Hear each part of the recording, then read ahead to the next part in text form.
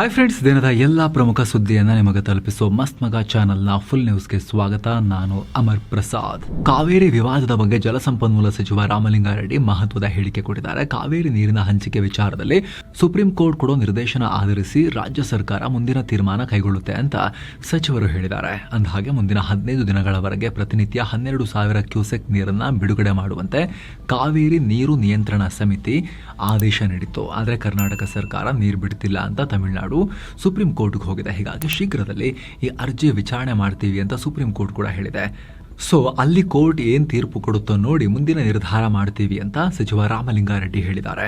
ಇನ್ನು ತಮಿಳುನಾಡು ಸರ್ಕಾರ ಸಲ್ಲಿಸಿರುವ ಅರ್ಜಿಗೆ ಕರ್ನಾಟಕ ಸುದೀರ್ಘ ಪ್ರತ್ಯುತ್ತರವನ್ನು ಸಲ್ಲಿಸಿದೆ, ಕೌಂಟರ್ ರಿಪ್ಲೈಯನ್ನು ಕೊಟ್ಟಿದೆ.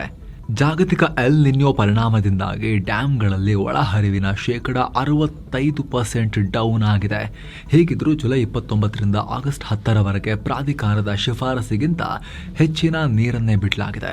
ಇದರ ಜೊತೆಗೆ ಸಂಕಷ್ಟದ ವರ್ಷದಲ್ಲಿ ಪ್ರೋರೇಟಾ ಆಧಾರದಲ್ಲಿ ನೀರು ಹಂಚಬೇಕು ಅಂತ ರಾಜ್ಯದ ಪರ ವಕೀಲ ಮೋಹನ್ ಕಾತರಕಿ ಪ್ರತಿಕ್ರಿಯೆ ಸಲ್ಲಿಸಿದ್ದಾರೆ. ಪ್ರೋರೇಟಾ ಅಂದ್ರೆ ನಮಗೆ ಎಷ್ಟು ಮಳೆ ಕಮ್ಮಿ ಆಗಿದೆಯೋ ತಮಿಳುನಾಡಿಗೂ ಅಷ್ಟೇ ಪ್ರಮಾಣದಲ್ಲಿ ನೀರನ್ನ ನಾವು ಕೊಡೋ ಪಾಲನ್ನ ಕಮ್ಮಿ ಮಾಡೋದು, ಸಂಕಷ್ಟವನ್ನ ಸಮಾನವಾಗಿ ಹಂಚಿಕೊಳ್ಳೋದು ಅಂತ. ಇನ್ನು ತಮಿಳುನಾಡಿಗೆ ಕಾವೇರಿ ನೀರು ಹಂಚಿಕೆ ವಿರೋಧಿಸಿ ಕನ್ನಡ ಒಕ್ಕೂಟದ ಅಧ್ಯಕ್ಷ ವಾಟಾಳ್ ನಾಗರಾಜ್ ಆಗಸ್ಟ್ 13ನೇ ತಾರೀಕು ಕರ್ನಾಟಕ ಬಂದ್ಗೆ ಕರೆ ಕೊಟ್ಟಿದ್ದಾರೆ. ಆದರೆ ರಾಜ್ಯದ ಪ್ರಮುಖ ಸಂಘಟನೆಗಳು ಬಂದ್ನಿಂದ ದೂರ ಉಳಿದಿರೋದ್ರಿಂದ ಈ ಬಂದ್ ಯಶಸ್ವಿ ಆಗೋದ್ರ ಬಗ್ಗೆ ಸಾಕಷ್ಟು ಕ್ವಶನ್ಸ್ ಇವೆ. ಗುರುವಾರ ಕೆಎಸ್ಆರ್ಟಿಸಿ, ಬಿಎಂಟಿಸಿ, ನಮ್ಮ ಮೆಟ್ರೋ, ರೈಲು, ಆಟೋ, ಓಲಾ, ಊಬರ್, ಟ್ಯಾಕ್ಸಿ ಸೇವೆ ಎಂದಿನಂತೆ ಲಭ್ಯ ಇರಲಿವೆ. ಶಾಲಾ ಕಾಲೇಜುಗಳಿಗೆ ಯಾವುದೇ ಅಧಿಕೃತ ರಜೆ ಇದುವರೆಗೂ ಘೋಷಣೆಯಾಗಿಲ್ಲ. ಹೋಟೆಲ್, ಮಾಲ್, ಚಿತ್ರಮಂದಿರಗಳು ಹಾಗೂ ಸರ್ಕಾರಿ ಆಫೀಸ್ಗಳು ಕೂಡ ಯಥಾರೀತಿ ಕೆಲಸ ಮಾಡಲಿವೆ ಅನ್ನೋ ಸದ್ಯಕ್ಕೆ ಆ ರೀತಿ ಲಕ್ಷಣ ಕಾಣಿಸ್ತಾ ಇದೆ. ಉಳಿದಂತೆ ಎಮರ್ಜೆನ್ಸಿ ಸರ್ವಿಸಸ್, ಮೆಡಿಕಲ್ಲು, ಹಾಸ್ಪಿಟಲ್ಲು ಅವುಗಳಂತೂ ಯಾವಾಗಲೂ ಮುಚ್ಚಂಗಿಲ್ಲ, ಅದಂತೂ ಇದ್ದೇ ಇರುತ್ತೆ. ಏನೋ ರಷ್ಯಾದಿಂದ ಕ್ರೂಡ್ ಆಯಿಲ್ ಖರೀದಿ ಮಾಡ್ತಿರೋ ಭಾರತದ ವಿರುದ್ಧ 100% ಭಾರಿ ಸುಂಕ ಹೇರೋಕೆ ಅಮೆರಿಕದ ಸೆನೆಟ್ ಮಸೂದೆಯನ್ನು ಅಂಗೀಕಾರ ಮಾಡಿದೆ. ಅಮೆರಿಕದ ಈ ಬೆದರಿಕೆ ತಂತ್ರಕ್ಕೆ ಭಾರತದಲ್ಲಿ ತೀವ್ರ ಆಕ್ರೋಶ ವ್ಯಕ್ತವಾಗಿದೆ. ಆರ್ಎಸ್ಎಸ್ನ ಆರ್ಥಿಕ ವಿಭಾಗ ಸ್ವದೇಶಿ ಜಾಗರಣ್ ಮಂಚ್ ಅಮೆರಿಕನ್ ಕಂಪನಿಗಳ ಬಹಿಷ್ಕಾರಕ್ಕೆ ಕರೆ ಕೊಟ್ಟಿದೆ.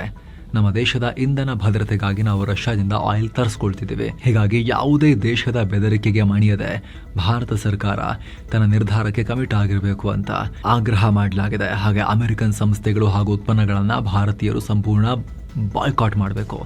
ಹಾಗೆ ಅಮೆರಿಕದ ಟೆಕ್ ಮತ್ತು ಸೋಷಿಯಲ್ ಮೀಡಿಯಾ ಸಂಸ್ಥೆಗಳ ಮೇಲೆ ಭಾರತ ಸರ್ಕಾರ ಏಕಪಕ್ಷೀಯವಾಗಿ ನಿಷೇಧ ಹೇರಬೇಕು ಅಂತ ಸ್ವದೇಶಿ ಜಾಗರಣ ಮಂಚ್ ಆಗ್ರಹ ಮಾಡಿದೆ. ಮತ್ತೊಂದು ಕಡೆ ಅಮೆಜಾನ್, ವಾಲ್ಮಾರ್ಟ್, ಫ್ಲಿಪ್ಕಾರ್ಟ್ಗೆ ನೀಡಿರೋ FDI ಸೌಲಭ್ಯವನ್ನು ಕೂಡ ರದ್ದುಗೊಳಿಸಬೇಕು. ಹಾಗೆ ವೀಸಾ ಮತ್ತು ಮಾಸ್ಟರ್ ಕಾರ್ಡ್ಗೂ ಕಡಿವಾಣ ಹಾಕಬೇಕು ಅಂತ ಆಗ್ರಹ ಮಾಡಿದ್ದಾರೆ. ಗುರುವಾರದಿಂದ ವಿಧಾನಮಂಡಲ ಮುಂಗಾರು ಅಧಿವೇಶನ ಶುರುವಾಗಲಿದ್ದು ಅದಕ್ಕೂ ಮುನ್ನವೇ ಸಿಎಂ ಡಿಕೆ ಶಿವಕುಮಾರ್ ತಮ್ಮ ಸಂಪುಟದ ನೂತನ ಸಚಿವರಿಗೆ ಖಾತೆಗಳನ್ನು ಹಂಚಿಕೆ ಮಾಡಿದ್ದಾರೆ. ಎನ್ ಚಲುವರಾಯಸ್ವಾಮಿಗೆ ನೀರಾವರಿ ಇಲಾಖೆ, ಲಕ್ಷ್ಮಣ ಸವದಿಗೆ ಸಹಕಾರ ಖಾತೆ, ಹೀಗೆ ಯಾವ್ಯಾವ ಸಚಿವರಿಗೆ ಯಾವ ಇಲಾಖೆ ಜವಾಬ್ದಾರಿ ಕೊಟ್ಟಿದ್ದಾರೆ ನೀವು ಇಲ್ಲಿ ಸ್ಕ್ರೀನ್ ಮೇಲೆ ನೋಡ್ತಾ ಇದ್ದೀರಿ. ನಾವು ವಿಶೇಷ ವರದಿಯಲ್ಲೂ ಕೂಡ ಮಾಹಿತಿಯನ್ನು ಕೊಟ್ಟಿದ್ದೇವೆ. ಕೆಲ ಸಚಿವರ ಖಾತೆಗಳಲ್ಲಿ ಸ್ವಲ್ಪ ಬದಲಾವಣೆ ಮಾಡಲಾಗಿದೆ. ಇದೆಲ್ಲದರ ಬಗ್ಗೆ ನಾವು ಆಲ್ರೆಡಿ ಸ್ಪೆಷಲ್ ರಿಪೋರ್ಟ್ ಅಲ್ಲಿ ಹೇಳಿದ್ದೇವೆ. ಏನು ಸ್ನೇಹಿತರೆ, ಮಧುರೈ, ಕನ್ಯಾಕುಮಾರಿ, ತಿರುವನಂತಪುರ, ಅನಂತ ಪದ್ಮನಾಭ ಸ್ವಾಮಿ, ರಾಮೇಶ್ವರಂ ಸೇರಿ ತಮಿಳುನಾಡು, ಕೇರಳದ ಈ ಎಲ್ಲ ಅದ್ಭುತ ಸ್ಥಳಗಳಿಗೆ 7 ಸ್ಯಾಂಡ್ಸ್ನವರು ಕರ್ಕೊಂಡು ಹೋಗ್ತಾ ಇದ್ದಾರೆ. ಎಲ್ಲವನ್ನ ಒಳಗೊಂಡಿರೋ ಪ್ಯಾಕೇಜ್ ಇದು. ನಿಮಗೆ ಎಕ್ಸ್ಟ್ರಾ 1 ರೂಪಾಯಿನೂ ಖರ್ಚಾಗಲ್ಲ. ಆಸಕ್ತರು ಕಾಲ್ ಮಾಡಿ ಬುಕ್ ಮಾಡಿಕೊಂಡು ಹೋಗಿ ಬರ್ಬೋದು. PM ನರೇಂದ್ರ ಮೋದಿ ದೇಶದ ಯುವ ಜನತೆಗೆ, ಜೆನ್ಸಿಗಳಿಗೆಲ್ಲ ಮಾತನಾಡಿದ್ದಾರೆ. ಒಂದು ಮಹತ್ವದ ಸಲಹೆಯನ್ನು ಕೊಟ್ಟಿದ್ದಾರೆ. ರೀಲ್ಸ್, ಇನ್ಫ್ಲೂಯೆನ್ಸರ್ಸ್ ಮತ್ತು ತಕ್ಷಣದ ಖುಷಿಯ ಬೆನ್ನೇರಿ ಹೋಗೋ ಯುವಕರು ಶಾರ್ಟ್ಕಟ್ಗಳಿಂದ ದೂರವಿರಬೇಕು ಅಂತ ಹೇಳಿದ್ದಾರೆ. ಇದೇ ವೇಳೆ ಮೋದಿ ರೈಲ್ವೆ ಸ್ಟೇಷನ್ನಲ್ಲಿ ನಡೆಯುವ ಘಟನೆಯನ್ನು ಉಲ್ಲೇಖ ಮಾಡಿದ್ದಾರೆ. ಸೇತುವೆ ಬಳಸದೆ ಶಾರ್ಟ್ಕಟ್ನಲ್ಲಿ ರೈಲ್ವೆ ಹಳಿ ದಾಟೋದು ಅಪಾಯ. ಶಾರ್ಟ್ಕಟ್ ನಿಮ್ಮನ್ನೇ ಬಲಿ ಪಡಿಬಹುದು. A shortcut will cut you short ಅಂತ ಹೇಳಿದ್ದಾರೆ. ಹಾಗೆ ನಿಮ್ಮನ್ನು ದಿಕ್ಕು ತಪ್ಪಿಸೋ ಕೆಲ ಸೋಷಿಯಲ್ ಮೀಡಿಯಾ ಇನ್ಫ್ಲೂಯೆನ್ಸರ್ಸ್ ಕೂಡ ಇರ್ತಾರೆ. ಅವ್ರ ಬಗ್ಗೆನೂ ಕೂಡ ಕೇರ್ಫುಲ್ ಆಗಿರಿ.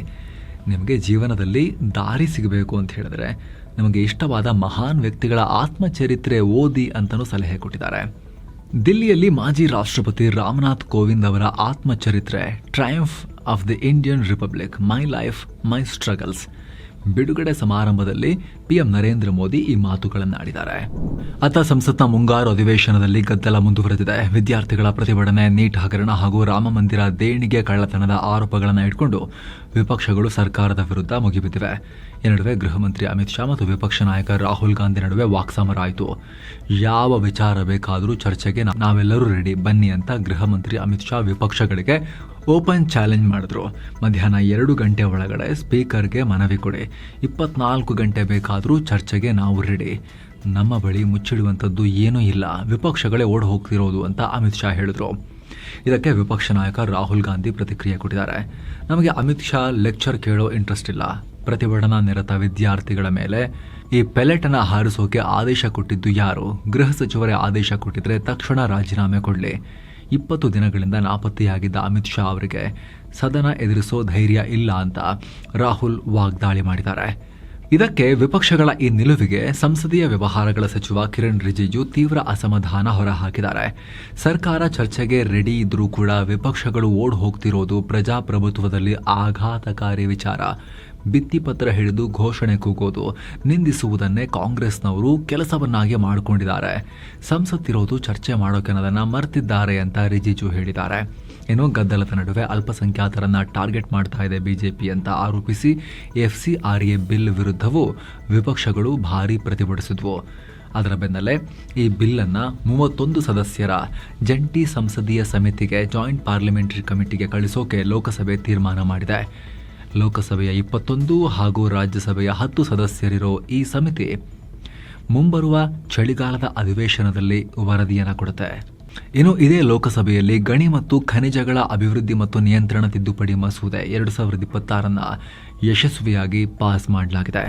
ಇನ್ನು ಲೋಕಸಭಾ ಸೀಟುಗಳನ್ನು 543ಕ್ಕೆ ಫಿಕ್ಸ್ ಮಾಡಿ ಲಾಕ್ ಮಾಡಿಬಿಡಿ ಅಂತ ತಮಿಳುನಾಡು ಸರ್ಕಾರ ಕೇಂದ್ರ ಸರ್ಕಾರವನ್ನು ಒತ್ತಾಯಿಸಿದೆ. ಪರ್ಮನೆಂಟ್ಲಿ ಚೇಂಜ್ ಮಾಡಬಾರ್ದು ಅಂತ ವಿಶೇಷ ನಿರ್ಣಯವನ್ನು ಪಾಸ್ ಮಾಡಲಾಗಿದೆ ವಿಧಾನಸಭೆಯಲ್ಲಿ. ತಮಿಳುನಾಡು CM ವಿಜಯ್ ಈ ನಿರ್ಣಯವನ್ನು ಮಂಡಿಸಿದ್ದು ವಿಪಕ್ಷಗಳ ವಿರೋಧದ ನಡುವೆ ಕೂಡ ಪಾಸ್ ಆಗಿದೆ. ಇದರಲ್ಲಿ ಲೋಕಸಭಾ ಮತ್ತು ರಾಜ್ಯಸಭಾ ಸೀಟ್ಗಳನ್ನು 2.2:1 ರೇಷಿಯೋನಲ್ಲಿ ಮೇಂಟೈನ್ ಮಾಡಬೇಕು ಅಂತ ಒತ್ತಾಯ ಮಾಡಲಾಗಿದೆ. ಈ ಮೂಲಕ ಕೇಂದ್ರ ಸರ್ಕಾರದ ಡಿಲಿಮಿಟೇಷನ್ ಬಿಲ್ ಅನ್ನು ವಿರೋಧಿಸಲಾಗಿದೆ. ಹಾಗೆ ಈ ನಿರ್ಣಯದಲ್ಲಿ 2029 ಚುನಾವಣೆಯಿಂದ ಲೋಕಸಭೆಯಲ್ಲಿ ಮಹಿಳೆಯರಿಗೆ 33% ಮೀಸಲಾತಿ ಜಾರಿಗೆ ಬರೋ ಥರ ಮಾಡಿ, ಡಿಲಿಮಿಟೇಷನ್ಗೆ ಕಾಯಬೇಡಿ. ಈಗಿರೋ 543 ಲೋಕಸಭಾ ಕ್ಷೇತ್ರಗಳ ಆಧಾರದಲ್ಲೇ ಇದರಲ್ಲೇ 33% ರಿಸರ್ವೇಷನ್ ಜಾರಿಗೆ ತನ್ನಿ, ಏನು ಪ್ರಾಬ್ಲಮ್ಮು? ಇದು ಸಾಮಾಜಿಕ ನ್ಯಾಯದ ಪ್ರಶ್ನೆ ಅಂತಲೂ ಆಗ್ರಹ ಮಾಡಿದ್ದಾರೆ. ಇನ್ನು ಗೌತಮ್ ಅದಾನಿ ಮೇಲಿದ್ದ ವಂಚನೆ ಮತ್ತು ಲಂಚದ ಕ್ರಿಮಿನಲ್ ಕೇಸ್ಗಳನ್ನು ಅಮೆರಿಕದ ಕೋರ್ಟ್ ವಜಾ ಮಾಡಿರೋದಕ್ಕೆ ರಾಹುಲ್ ಗಾಂಧಿ ಪ್ರತಿಕ್ರಿಯೆ ಕೊಟ್ಟಿದ್ದಾರೆ. ಸದ್ಯ ನಮ್ಮ ಕಣ್ಣೆದುರಿರೋದು ಇಡೀ ಕತೆ ಅಲ್ಲದೆ ಇರಬಹುದು, ಜನ ಸಾಮಾನ್ಯರಿಗೆ ತಿಳಿದೇ ಇರೋದು ತೆರೆಮರೆಯಲ್ಲಿ ನಡೀತಾ ಇರಬಹುದು ಅಂತ ಅನುಮಾನ ವ್ಯಕ್ತಪಡಿಸಿದ್ದಾರೆ.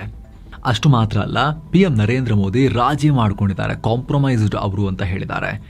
ಇವರು ಬಲವಂತವಾಗಿ ಭಾರತದ ಹಿತಾಸಕ್ತಿಗಳನ್ನು ಮಾರಬೇಕಾಯಿತು, ಭಾರತ ಭಾರಿ ಬೆಲೆ ತೆರ್ತಾ ಇದೆ ಅಂತ ರಾಹುಲ್ ಗಾಂಧಿ PM ನರೇಂದ್ರ ಮೋದಿ ಅವರ ಮೇಲೆ ಟೀಕೆಯನ್ನು ಕೂಡ ಮಾಡಿದ್ದಾರೆ. ಸ್ಪೆಸಿಫಿಕಲಿ ಅದಾನಿ ಕೇಸ್ ಮತ್ತು ಮೋದಿ ಅವ್ರನ್ನ ಡೈರೆಕ್ಟ್ ಆಗಿ ಲಿಂಕ್ ಮಾಡದೆ ಇಂಡೈರೆಕ್ಟ್ ಆಗಿ ಈ ರೀತಿಯವರು ಟಾರ್ಗೆಟ್ ಮಾಡಿದ್ದಾರೆ. ಇನ್ನು ಪರೀಕ್ಷಾ ಅಕ್ರಮ ವಿರೋಧಿಸಿ ಜಾರ್ಖಂಡ್ ವಿದ್ಯಾರ್ಥಿಗಳ ಪ್ರತಿಭಟನೆ ಈಗ 19ನೇ ದಿನಕ್ಕೆ ಕಾಲಿಟ್ಟಿದೆ. ಈ ಪ್ರತಿಭಟನೆಯಲ್ಲಿ ಈಗ ಹೊರಗಿನ ರಾಜ್ಯದವರು ಸೇರಿದ್ದಾರೆ ಅಂತ ಜಾರ್ಖಂಡ್ ಮುಕ್ತಿ ಮೋರ್ಚಾ ಅಲ್ಲಿನ ಆಡಳಿತ ಪಕ್ಷ ಆರೋಪ ಮಾಡಿದೆ. UP, ವೆಸ್ಟ್ ಬೆಂಗಾಲ್ ಸೇರಿ ಅನೇಕ ರಾಜ್ಯಗಳಿಂದ ಜನರು ಬಂದಿದ್ದಾರೆ. ನಮಗೆ ರಿಪೋರ್ಟ್ ಬಂದಿದೆ. UPಯ ಓರ್ವ ವ್ಯಕ್ತಿಯನ್ನ ಈಗ ವಶಕ್ಕೂ ಪಡೆಯಲಾಗಿದೆ. ಇವರೆಲ್ಲ ಬಿಜೆಪಿ ಕರ್ಕೊಂಡ್ಬಂದಿರೋ ವ್ಯಕ್ತಿಗಳು ಅಂತ JMM ಪಾರ್ಟಿ ಆರೋಪ ಮಾಡಿದೆ. ಈ ನಡುವೆ ಬಿಜೆಪಿ ಸಂಸದ ನಿಶಿಕಾಂತ್ ದುಬೆ ವಿಪಕ್ಷ ನಾಯಕ ರಾಹುಲ್ ಗಾಂಧಿ ವಿರುದ್ಧ ಟೀಕಾಪ್ರಹಾರ ಮಾಡಿದ್ದಾರೆ. ರಾಹುಲ್ ಗಾಂಧಿ ಅವರನ್ನ ಪಾಕಿಸ್ತಾನದ ಪಿತಾಮಹ ಮೊಹಮ್ಮದ್ ಅಲಿ ಜಿನ್ನಾಗೆ ಕಂಪೇರ್ ಮಾಡಿದ್ದಾರೆ. ಜಾರ್ಖಂಡ್ ಸರ್ಕಾರದಲ್ಲಿ ಕಾಂಗ್ರೆಸ್ ಕೂಡ ಬೆಂಬಲ ಕೊಟ್ಟಿದೆ, ಅದನ್ನ ಹಿಂಪಡೀರಿ, ಅಲ್ಲಿ ವಿದ್ಯಾರ್ಥಿಗಳು ಅಲ್ಲಿ ಪ್ರತಿಭಟನೆ ಮಾಡ್ತಾ ಇಲ್ವಾ ಅಂತ ಕೇಳಿದ್ದಾರೆ. ಏನೋ ಜಿರಳೆ ಪಾರ್ಟಿ ಸಂಸ್ಥಾಪಕ ಅಭಿಜಿತ್ ದೀಪ್ಗೆ ದೊಡ್ಡ ಸ್ಟೇಟ್ಮೆಂಟ್ ಕೊಟ್ಟಿದ್ದಾರೆ. ಜಂತರ್ ಮಂತರ್ ಶೋನ ಸೀಸನ್ 2 ಶೀಘ್ರ ಶುರುವಾಗುತ್ತೆ ಅಂತ ಘೋಷಣೆ ಮಾಡಿದ್ದಾರೆ. ಜೆನ್ಸಿ ಸ್ಟೈಲ್ನಲ್ಲಿ OTTಯಲ್ಲಿ ವೆಬ್ ಸೀರೀಸ್ ಎಲ್ಲ ಬರುತ್ತಲ್ಲ, ಸೀಸನ್ 1 ಸೀಸನ್ 2 ಆ ಸ್ಟೈಲ್ನಲ್ಲಿ ಘೋಷಣೆ ಮಾಡಿದ್ದಾರೆ. ಇನ್ಸ್ಟಾಗ್ರಾಮ್ನಲ್ಲಿ ತುಂಬ ಜನ ಕೇಳ್ತಿದ್ದಾರಂತೆ ಅವರಿಗೆ ನಿಮ್ಮದು ಸೀಸನ್ 2 ಯಾವಾಗ ಬರುತ್ತೆ ಅಂತ. ಆದಷ್ಟು ಬೇಗ ಜಂತರ್ ಮಂತರ್ನ ಹೊಸ ಸೀಸನ್ ಶುರು ಮಾಡ್ತಾ ಇದ್ದೀವಿ ಅಂತ ದೀಪ್ಗೆ ಹೇಳಿದ್ದಾರೆ. ಇನ್ನು ಭಾರತ ಬಾಂಗ್ಲಾ ಗಡಿ ಬಳಿ ಪಶ್ಚಿಮ ಬಂಗಾಳದ ಸ್ಪೆಷಲ್ ಟಾಸ್ಕ್ ಫೋರ್ಸ್ ದೊಡ್ಡ ಕಾರ್ಯಾಚರಣೆ ನಡೆಸಿದೆ. ಶಂಕಿತ ಪಾಕ್ ಪ್ರಜೆ ಸೇರಿ ಒಟ್ಟು 2 ಅರೆಸ್ಟ್ ಮಾಡಲಾಗಿದೆ. ಬಂಧಿತನನ್ನ ಪಾಕಿಸ್ತಾನದ ಫೈಸಲಾಬಾದ್ ಮೂಲದ ರಾಣಾ ರೌಫ್ ಅಂತ ಗುರುತಿಸಲಾಗಿದೆ. ನಾರ್ತ್ 24 ಪರಗಣ ಜಿಲ್ಲೆಯ ಬಂಗಾವ್ನಲ್ಲಿ ಈತನನ್ನ ಹಿಡಿಯಲಾಗಿದೆ. ಈತನಿಗೆ ಪಾಕ್ನ ISI-ನೊಂದಿಗೆ ಲಿಂಕ್ ಇದೆ ಅಂತೇಳಿ ಅಧಿಕಾರಿಗಳು ಶಂಕೆ ವ್ಯಕ್ತಪಡಿಸಿದ್ದಾರೆ. ಈ ರೌಫ್ಗೆ ಸಹಾಯ ಮಾಡಿದ ಮತ್ತೊಬ್ಬ ವ್ಯಕ್ತಿಯನ್ನು ಕೂಡ ಅರೆಸ್ಟ್ ಮಾಡಲಾಗಿದೆ. ಅಂದಹಾಗೆ 2012ರಲ್ಲೇ ರೌಫ್ ನೇಪಾಳದ ಮೂಲಕ ಅಕ್ರಮವಾಗಿ ಭಾರತಕ್ಕೆ ಎಂಟ್ರಿ ಕೊಟ್ಟಿದ್ದ. ಕೆಲ ಕಾಲ ನೇಪಾಳದಲ್ಲೇ ಇದ್ದು ಆಮೇಲೆ ಪಶ್ಚಿಮ ಬಂಗಾಳಕ್ಕೆ ಬಂದಿದ್ದ ಅಂತ ಅಧಿಕಾರಿಗಳು ಹೇಳಿದ್ದಾರೆ. ರೈಲುಗಳ ಓಡಾಟ ಮತ್ತು ಸೇನೆಯ ಬಗ್ಗೆ ಈತ ಮಾಹಿತಿ ಕಲೆ ಹಾಕ್ತಾ ಇದ್ದ. ಸದ್ಯ ತನಿಖೆ ನಡೀತಾ ಇದೆ. ಇನ್ನು ಪಾಕಿಸ್ತಾನದ ಉಗ್ರ ಸೇನೆ ಮತ್ತೊಮ್ಮೆ ತನ್ನ ಜನರ ಮೇಲೆ ಸ್ಫೋಟಕಗಳನ್ನು ಹಾಕಿದೆ. ಬಲೂಚಿಸ್ತಾನ್ನಲ್ಲಿ ಪಾಕ್ ತನ್ನ ಯುದ್ಧ ವಿಮಾನಗಳನ್ನು ನುಗ್ಗಿಸಿ ಬಲೂಚಿಸ್ತಾನದ ಸ್ವಾತಂತ್ರ್ಯ ಹೋರಾಟಗಾರರ ಮೇಲೆ ಏರ್ ಸ್ಟ್ರೈಕ್ ಮಾಡಿದೆ. ಆರಂಭಿಕ ಮಾಹಿತಿ ಪ್ರಕಾರ ಅಲ್ಲಿ 30ಕ್ಕೂ ಅಧಿಕ ಜನರ ಪ್ರಾಣವನ್ನು ತೆಗೆದಿದೆ ಪಾಕ್ನ ಉಗ್ರ ಸೇನೆ. ಹಲವರು ಗಾಯಗೊಂಡಿದ್ದಾರೆ. ಬಲೂಚಿಸ್ತಾನದ ಸೊರಬ್ ಮತ್ತು ಗ್ವಾದರ್ ಪ್ರದೇಶದಲ್ಲಿ ಈ ಏರ್ ಸ್ಟ್ರೈಕ್ ನಡೆದಿದೆ. ಈ ದಾಳಿಯನ್ನ ಬಲೂಚ್ ಎಕ್ಸೆಹಾಟಿ ಕಮಿಟಿ ತೀವ್ರವಾಗಿ ಖಂಡಿಸಿದೆ. ಪಾಕ್ ತನ್ನ ಅಸ್ತಿತ್ವ ಉಳಿಸಿಕೊಳ್ಳೋಕೆ ಬಲೂಚ್ ಜನರನ್ನ ಹತ್ತಿಕ್ಕೋಕೆ ಪ್ರಯತ್ನ ಪಡ್ತಾ ಇದೆ. ಈ ಬಗ್ಗೆ ಇಂಟರ್ನ್ಯಾಷನಲ್ ಲೆವೆಲ್ನಲ್ಲಿ ತನಿಖೆ ಆಗಬೇಕು ಅಂತ, ಅಂತಾರಾಷ್ಟ್ರೀಯ ಸಮುದಾಯ ಇದರ ಬಗ್ಗೆ ಸುಮ್ಮನಿರಬಾರದು ಅಂತ ಬಲೂಚಿಸ್ತಾನದ ಸ್ವಾತಂತ್ರ್ಯ ಹೋರಾಟಗಾರರು ಆಗ್ರಹ ಮಾಡಿದ್ದಾರೆ. ಏನೋ ಗುಟ್ಕಾ ಪ್ರಿಯರಿಗೆ ರಾಜ್ಯ ಸರ್ಕಾರ ದೊಡ್ಡ ಶಾಕ್ ಕೊಟ್ಟಿದೆ. ತಂಬಾಕು ಮತ್ತು ನಿಕೋಟಿನ್ ಅಂಶ ಇರೋ ಗುಟ್ಕಾ ಮತ್ತು ಪಾನ್ ಮಸಾಲವನ್ನ ಸಂಪೂರ್ಣ ಬ್ಯಾನ್ ಮಾಡಲಾಗಿದೆ.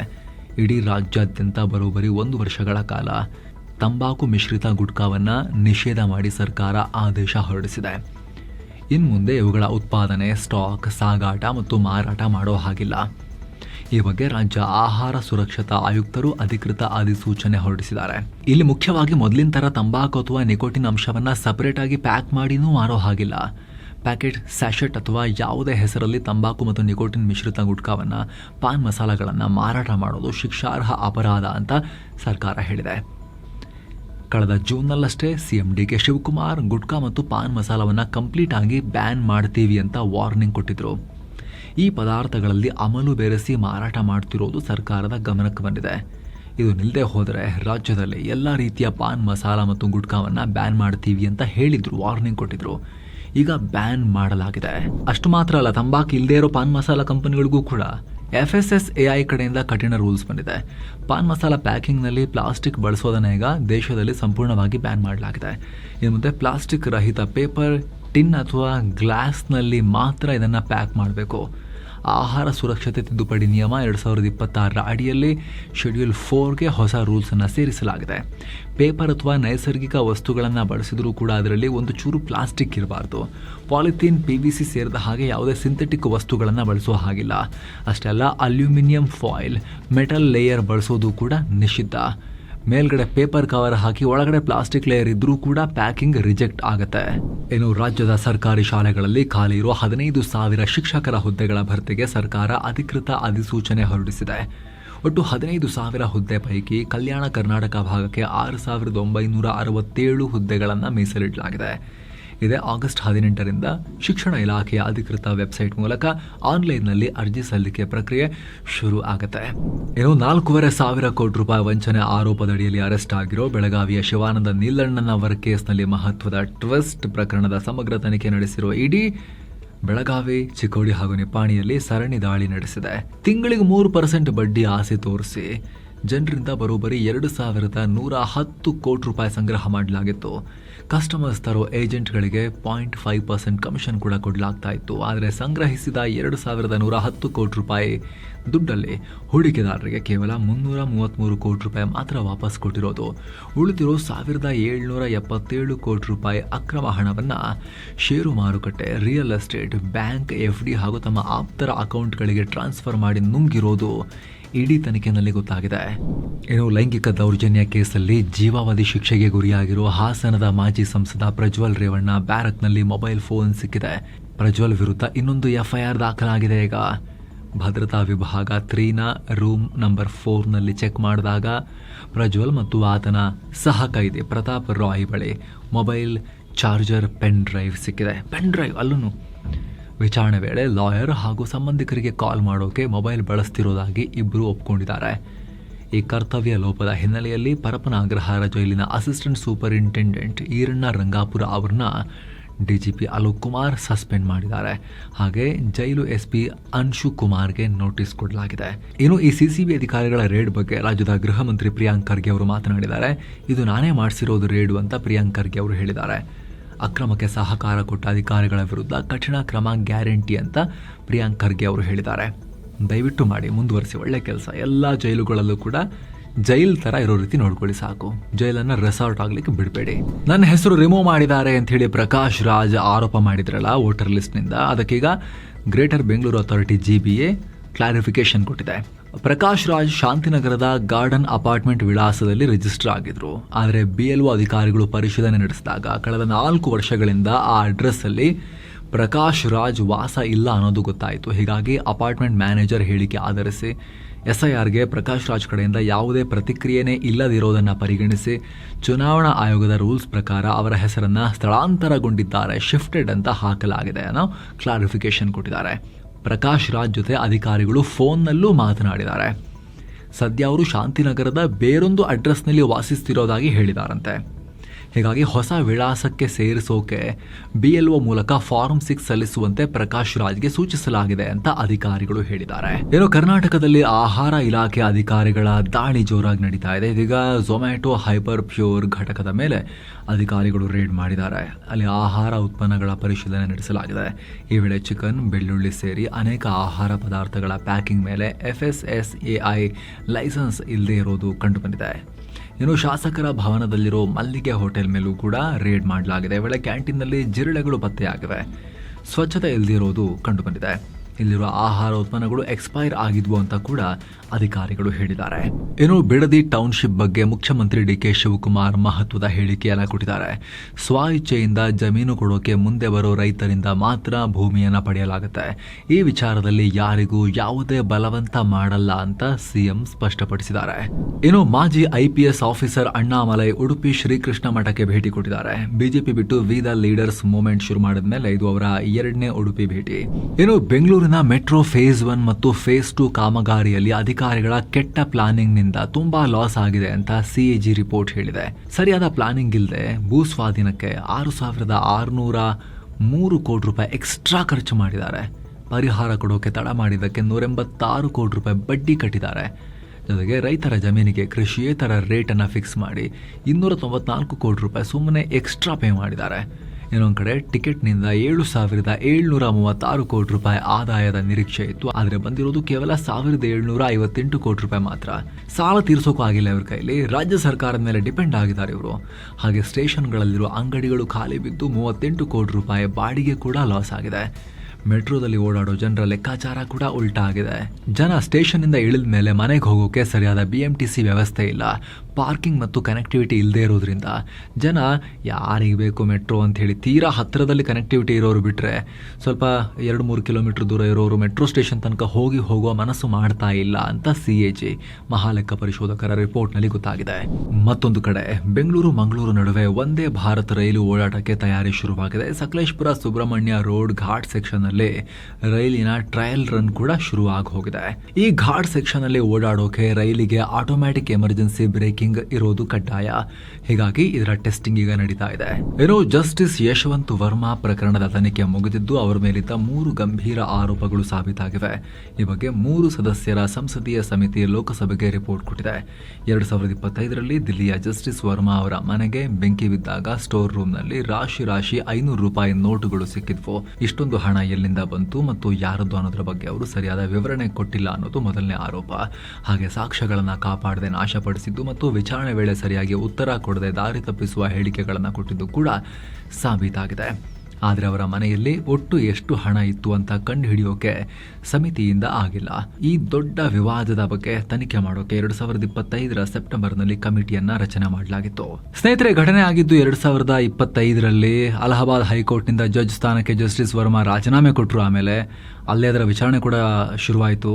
ಅಲಹಾಬಾದ್ ಹೈಕೋರ್ಟಲ್ಲಿ ಸಿಟ್ಟಿಂಗ್ ಜಡ್ಜನ್ನು ತೆಗೆದು ಹಾಕೋಕೆ ರಿಮೂವ್ ಮಾಡೋಕೆ ಪಾರ್ಲಿಮೆಂಟ್ನಲ್ಲಿ ಇಂಪೀಚ್ಮೆಂಟ್ ವಾಗ್ದಂಡನೆ ಪ್ರಾಸೆಸ್ ಶುರು ಮಾಡಬೇಕಾಗತ್ತೆ, ಮಹಾಭಿಯೋಗ ಶುರು ಮಾಡಬೇಕಾಗತ್ತೆ. ಆದರೆ ವರ್ಮಾ ಈಗ ಆಲ್ರೆಡಿ ರಾಜೀನಾಮೆ ಕೊಟ್ಟಾಗಿದೆ. ಸೊ ಈಗ ಉಳಿದಿರೋ ಪ್ರಶ್ನೆ ಅಂದರೆ ಜಸ್ಟಿಸ್ ವರ್ಮಾರನ್ನ ಇಂಪೀಚ್ಮೆಂಟ್ ಪ್ರಾಸೆಸ್ ಮೂಲಕ ತೆಗೆಯೋಕೆ ಸಂಸತ್ತು ಮುಂದಾಗುತ್ತೋ ಇಲ್ವೋ ಅಂತ. ಯಾಕಂದರೆ ಜಡ್ಜಸ್ ಆಕ್ಟ್ 1968ನಲ್ಲಿ ತನಿಖೆ ನಡೀತಿರುವಾಗ ಜಡ್ಜ್ ರಿಸೈನ್ ಮಾಡಿದ್ರೆ ಇಂಪೀಚ್ಮೆಂಟ್ಗೆ ಅವಕಾಶ ಇದೆಯಾ ಇಲ್ವಾ ಅನ್ನೋದು ಸ್ಪಷ್ಟ ಇಲ್ಲ. ಬಟ್ ಇಲ್ಲಿ ಇಂಪೀಚ್ ಮಾಡ್ತಾರೋ ಇಲ್ವೋ ಅದು ಬೇರೆ ವಿಚಾರ. ಆದರೆ ದುಡ್ಡು ಎಲ್ಲಿಂದ ಬಂತು, ಅಕ್ರಮ ಆಸ್ತಿ ಎಷ್ಟು ಸಂಪಾದನೆ ಮಾಡಿದ್ರು, ಹೇಗೆ ಸಂಪಾದನೆ ಮಾಡಿದ್ರು, ಭ್ರಷ್ಟಾಚಾರಕ್ಕೆ ಸಂಬಂಧಪಟ್ಟಂತ ವಿಚಾರ ಏನಾದರೂ ಇದೆಯಾ, ಆ ಆ್ಯಂಗಲ್ನಲ್ಲಿ ಸಂಪೂರ್ಣ ತನಿಖೆಯಾಗಿ ಯಾವುದೇ ಭ್ರಷ್ಟ ಅಧಿಕಾರಿಗೆ ಯಾವ ರೀತಿ ಪನಿಷ್ಮೆಂಟ್ ಆಗಬೇಕು ಅದು ಇವ್ರ ಮೇಲೂ ಕೂಡ ಆಗಬೇಕು. ಏನು ಇತ್ತೀಚೆಗೆ ಜಮ್ಮು ಕಾಶ್ಮೀರದಲ್ಲಿ ಕಾಶ್ಮೀರಿ ಪಂಡಿತರನ್ನ ಗುರಿಯಾಗಿಸಿ ಯುನೈಟೆಡ್ ಲಿಬರೇಷನ್ ಕೌನ್ಸಿಲ್ ಅನ್ನೋ ಉಗ್ರ ಸಂಘಟನೆ ಹಿಟ್ ಲಿಸ್ಟ್ ರೆಡಿ ಮಾಡಿತ್ತು. ಅದಕ್ಕೀಗ ಜಮ್ಮು ಕಾಶ್ಮೀರ ಸರ್ಕಾರ ಅಲರ್ಟ್ ಆಗಿದೆ. ಕಾಶ್ಮೀರದ ಕೆಲ ಇಲಾಖೆಗಳಲ್ಲಿ ಕೆಲಸ ಮಾಡೋ ಕಾಶ್ಮೀರಿ ಪಂಡಿತರಿಗೆ ವರ್ಕ್ ಫ್ರಮ್ ಹೋಮ್ ತಗೊಳ್ಳಿ ಅಥವಾ ಲೀವ್ ತಗೊಳ್ಳಿ ಅಂತ ಹೇಳಿ ಅಧಿಕಾರಿಗಳು ಸಲಹೆ ಕೊಟ್ಟಿದ್ದಾರೆ. ಆಗಸ್ಟ್ 25 ತನಕವೂ ವರ್ಕ್ ಪ್ಲೇಸ್ನಿಂದ ದೂರ ಇರಿ ಅಂತ ಹೇಳಲಾಗಿದೆ. ಇತ್ತೀಚೆಗಷ್ಟೇ ULC ಉಗ್ರ ಸಂಘಟನೆ ರಿಲೀಸ್ ಮಾಡಿದ ಹಿಟ್ ಲಿಸ್ಟ್ನಲ್ಲಿ 6 ಕಾಶ್ಮೀರಿ ಪಂಡಿತರನ್ನ ಹೆಸರಿಸಲಾಗಿತ್ತು. ಕಾಂಟ್ಯಾಕ್ಟ್ ಡೀಟೇಲ್ಸ್ ಅನ್ನ ಕೂಡ ರಿಲೀಸ್ ಮಾಡಿ ನೀವು ಜಮ್ಮುಗೆ ಓಡ್ ಹೋದ್ರೂ ಬಿಡಲ್ಲ, ಮನೆಯಲ್ಲಿ ಕೂತು ಕೆಲಸ ಮಾಡಿದ್ರೂ ಬಿಡಲ್ಲ ಅನ್ನೋ ಬೆದರಿಕೆ ಒಡ್ಡಲಾಗಿತ್ತು.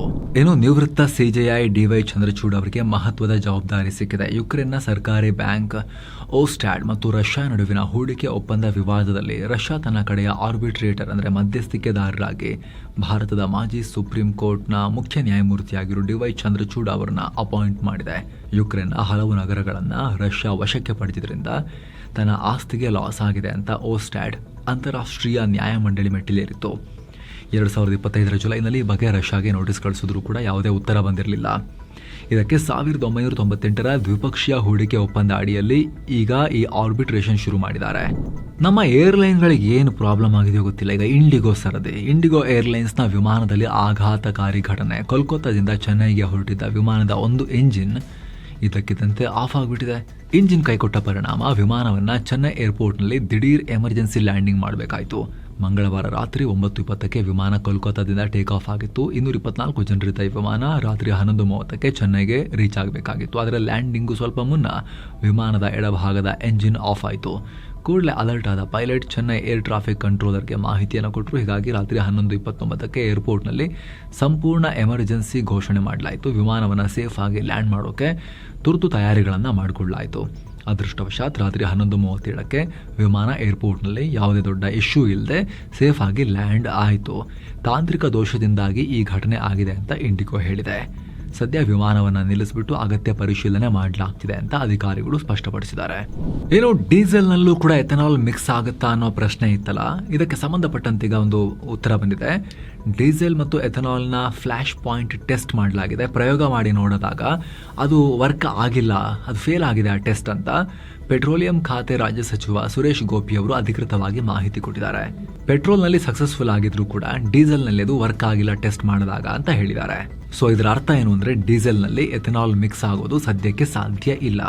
ಇನ್ನೊಂದು ಕಡೆ E20 ಇಂಧನದಿಂದ ಪರಿಸರ ಮತ್ತು ಕೃಷಿ ಭೂಮಿ ಮೇಲೆ ಅಡ್ಡ ಪರಿಣಾಮ ಆಗುತ್ತೆ ಅಂತ ಹೇಳಿ ಕೆಲ ತಜ್ಞರು ಎಚ್ಚರಿಸಿದ್ದಾರೆ. ಭಾರತದ ಕೃಷಿ ಕ್ಷೇತ್ರ ಈಗ ಆಹಾರದ ಬದಲು ಕೇವಲ ಇಂಧನಕ್ಕಾಗಿ ಬೆಳೆ ಬೆಳೆಯೋ ರೀತಿ ಆಗಿದೆ ಅನ್ನೋ ಆತಂಕವನ್ನು ವ್ಯಕ್ತಪಡಿಸಿದ್ದಾರೆ. ಮೊದಲು ಮೆಕ್ಕೆಜೋಳವನ್ನು ರಫ್ತು ಮಾಡ್ತಾ ಇದ್ದ ಭಾರತ ಈಗ ಎಥನಾಲ್ ಬೇಡಿಕೆ ಹೆಚ್ಚಾಗಿ ಆಮದು ಮಾಡಿಕೊಳ್ತಾ ಇದೆ. ಹೀಗಾಗಿ E20 ಬದಲು ಮೊದಲಿದ್ದ E10 ಇಂಧನವನ್ನೇ ಮುಂದುವರಿಸಿ ಅಂತ ಒಂದಷ್ಟು ವಿಜ್ಞಾನಿಗಳು ಸರ್ಕಾರಕ್ಕೆ ಸಲಹೆ ಕೊಟ್ಟಿದ್ದಾರೆ. ಆದರೆ ರೈತರ ವರ್ಗದಿಂದಲೇ ಇಲ್ಲ ಎಥನಾಲ್ ಮಿಕ್ಸ್ ಮಾಡೋದನ್ನ ಕಂಟಿನ್ಯೂ ಮಾಡಿ, ಇನ್ನೂ ಜಾಸ್ತಿ ಮಾಡಿ ಅಂತ ರೈತರು ಕೇಳ್ತಿದ್ದಾರೆ. ನಮಗೆ ಇನ್ಕಮ್ ಚೆನ್ನಾಗುತ್ತೆ ಇದರಿಂದ ಅಂತ. ಉದಾಹರಣೆಗೆ ರಾಜ್ಯದ ರೈತ ಮುಖಂಡ ಕುರುಬೂರು ಶಾಂತಕುಮಾರ್ ಅವರಂತೂ ಯಾರಿಗೂ ಬಗ್ಗಬೇಡಿದಲ್ಲ, ಪೆಟ್ರೋಲಿಯಂ ಲಾಬಿ ನಮಗೆ ರೈತರ ಇನ್ಕಮ್ ಇಂಪ್ರೂವ್ ಆಗೋದು ಕೂಡ ಮುಖ್ಯ, ನೀವು ಎಥನಾಲ್ ಕಂಟಿನ್ಯೂ ಮಾಡಿ ಪಾಲಿಸಿಯನ್ನ ಅಂತ PM ಮೋದಿ ಅವರಿಗೆ ಕುರುಬೂರು ಶಾಂತಕುಮಾರ್ ಅವರು ಲೆಟರ್ ಕೂಡ ಬರೆದಿದ್ದಾರೆ. ಎರಡೂ ನಡೀತಿದೆ ಈಗ. ಇನ್ನು ಭಾರತದ ಷೇರುಪೇಟೆ ದಿನದ ವಹಿವಾಟಿನ ಅಂತ್ಯಕ್ಕೆ ಸೆನ್ಸೆಕ್ಸ್ 187 ಪಾಯಿಂಟ್ಸ್ ಅಥವಾ 0.24% ಡೌನ್ ಆಗಿ 77,966ಗೆ ರೀಚ್ ಆಗಿದೆ. ನಿಫ್ಟಿ 35 ಪಾಯಿಂಟ್ಸ್ ಅಥವಾ 0.15% ಡೌನ್ ಆಗಿ 24,435ಗೆ ತಲುಪಿದೆ. Nifty mid cap 150 index 0.26% rise ಆದರೆ Nifty small cap 250 index 0.25% down ಆಗಿದೆ. ಹಾರ್ಮುಜ್ ಜಲಸಂಧಿ ಪುನಃ ಓಪನ್ ಮಾಡೋ ಬಗ್ಗೆ ಇರಾನ್ ಅಮೆರಿಕ ಪೀಸ್ ಡೀಲ್ ಬಗೆಗಿನ ಗೊಂದಲ ಮಾರ್ಕೆಟ್ ಬೀಳ್ತಿರೋದಕ್ಕೆ ಕಾರಣ ಅಥವಾ ಮೇಲಕ್ಕೆ ಹೋಗದಿರೋದಕ್ಕೆ ಕಾರಣ, ಅಲ್ಲದೆ ನೇವಲ್ ಬ್ಲಾಕೇಡ್ ಉಲ್ಲಂಘನೆ ಮಾಡಿದೆ ಅಂತ ಹೇಳಿ ಅಮೆರಿಕ ಒಮಾನ್ ಕೊಲ್ಲಿಯಲ್ಲಿ ಒಂದು ಕಂಟೈನರ್ ಹಡಗಿನ ಮೇಲೆ ದಾಳಿ ಮಾಡಿತ್ತು. ಅತ್ತ ಕೆಂಪು ಸಮುದ್ರದಲ್ಲಿ ಹುತಿಗಳ ಕಾಟನೂ ಜಾಸ್ತಿ ಆಗ್ತಾನೆ ಹೋಗ್ತಿದೆ. ಇದರಿಂದ ಕ್ರೂಡ್ ಆಯಿಲ್ ಬೆಲೆ ಕೂಡ ಜಾಸ್ತಿ ಆಗಿದೆ. ಫುಲ್ ನ್ಯೂಸ್ ರೆಕಾರ್ಡ್ ಮಾಡೋ ಟೈಮ್ನಲ್ಲಿ ಪರ್ ಬ್ಯಾರಲ್ ಬ್ರೆಂಟ್ ಕ್ರೂಡ್ $88-89 ಆಸುಪಾಸಲ್ಲಿತ್ತು. ಇನ್ನೊಂದು ಕಡೆ Tata sons chairman N Chandrasekharan ರಾಜೀನಾಮೆ ಕೊಟ್ಟರು. ಇದರಿಂದ ಟಾಟಾ ಗ್ರೂಪ್ನ ಕಂಪನಿ ಷೇರುಗಳು 1-5% ವರೆಗೆ ಕುಸಿತ ಕಂಡ್ವು. ಎಲ್ಲ ಟಾಟಾ ಗ್ರೂಪ್ನ ಷೇರುಗಳು ರೆಡ್ನಲ್ಲಿ ಓಪನ್ ಆಗಿದ್ವು. TCS ಅಂತೂ ಈ ರೆಸಿಗ್ನೇಷನ್ ರಿಪೋರ್ಟ್ ಬೆನ್ನಲ್ಲೇ 6% ಡೌನ್ ಆಗಿತ್ತು. ಜೊತೆಗೆ ಮಾರ್ಕೆಟ್ನಲ್ಲಿ ಟಾಟಾದ ಬಹುತೇಕ ಹೆವಿವೇಟ್ ಸ್ಟಾಕ್ಸ್ ರೆಡ್ಗೆ ಹೋಗಿದ್ವು. ಉಳಿದಂತೆ L&T, ಮಹೀಂದ್ರ ಅಂಡ್ ಮಹೀಂದ್ರಾದಂತಹ ಸೆಲೆಕ್ಟ್ ಹೆವಿವೇಟ್ ಸ್ಟಾಕ್ಗಳಲ್ಲಿ ಪ್ರಾಫಿಟ್ ಬುಕ್ಕಿಂಗ್ ಕೂಡ ಆಯಿತು.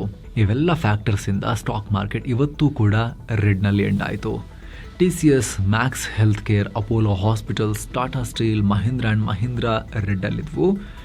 Hindalco, Bharti Airtel, SBI, Jio Financial Services, UltraTech Cement ಗ್ರೀನ್ನಲ್ಲಿದ್ವು.